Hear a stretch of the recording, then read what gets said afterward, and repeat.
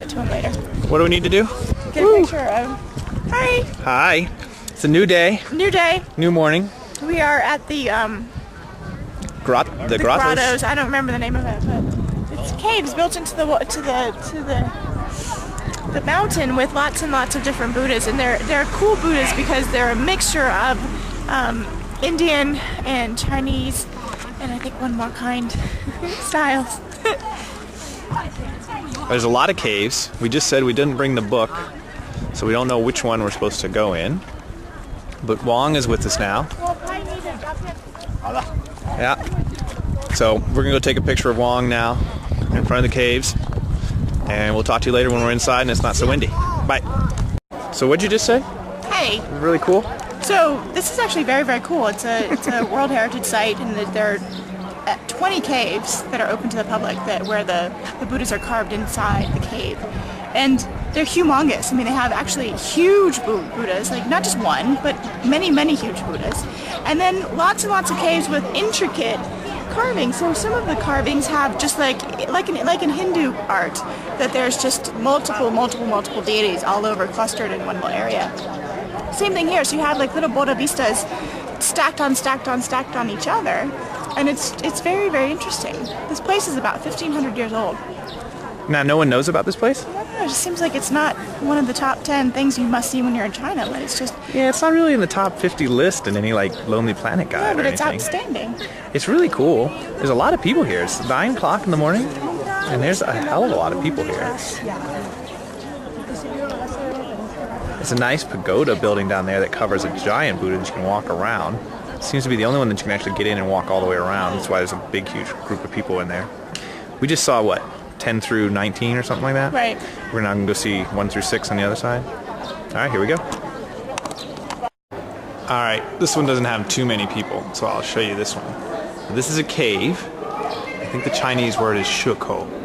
It means like stone entrance or stone cave or something like that. To give you an idea, this shows you all the intricacy of all the different Buddhas. They have a cave here that's called, there's like 19 caves here, so realize this is just one of them. They have one that's called 1,000 Buddha Cave, where it has literally 1,000 small ones. And inside here is a giant Buddha. You can see through here, that's just his legs.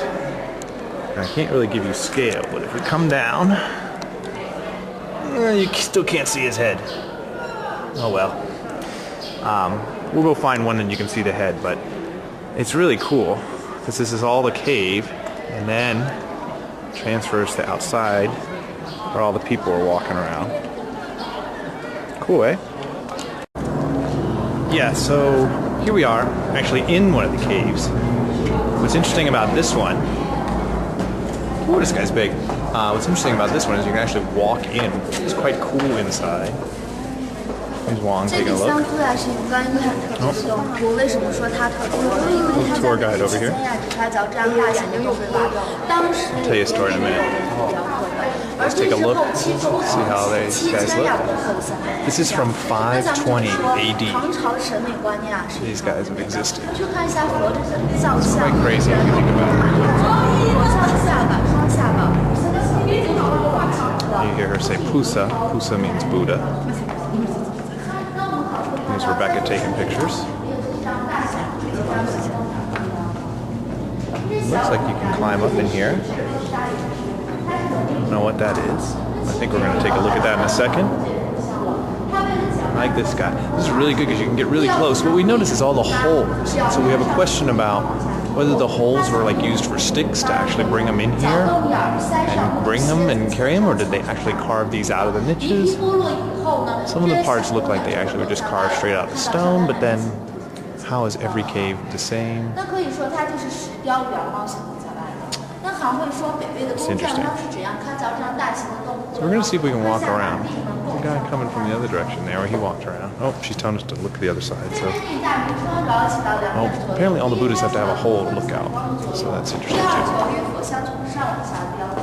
Cool. So we're waiting on Johnny Come Lately here. The driver just told me a story.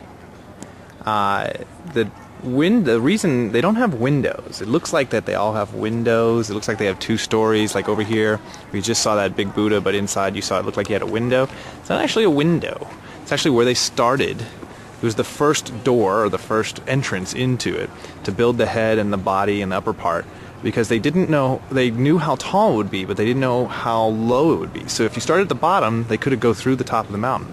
This way they start in the middle, and they can dig and remove as much earth as they need to remove the bottom. But once they get to the bottom, they open a second door, and that is what allows them to go in. So that second door is what we're walking in and out of all the time now to get to the Buddhas. But that is actually later. So the head is the oldest part, then the body, and then the legs and everything else was done by other people long years later when they came and removed the earth. So Construction tool then.